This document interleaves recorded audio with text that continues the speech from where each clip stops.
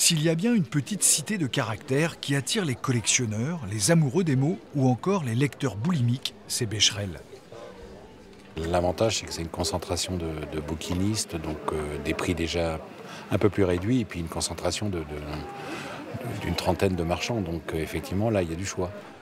Des lecteurs qui se sont déplacés en nombre pour cette fête du livre, comme Léna et Elisabeth, deux lectrices assidues depuis leur adolescence, qui ont levé le pied ces dernières années, en cause les films, les séries, les écrans en tout genre.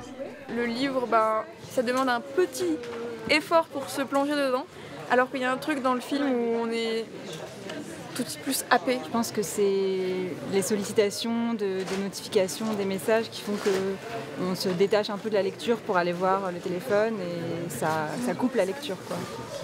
Une lecture qui se fragmente et diminue pour toutes les tranches d'âge. Ce sont bien les dernières tendances chiffrées. Bonjour, est-ce que vous avez des BD de Philémon ? Un changement d'habitude dont ne semble pas pâtir la première cité du livre en France. Becherel, c'est un entonnoir à gens qui viennent chercher des livres.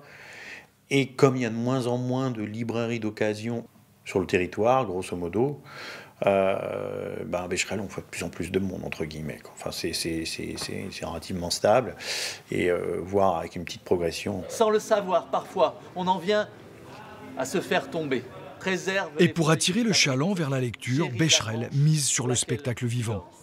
Je rêvais, je rêve et je rêverai. Les livres, ils sont issus de tout ça.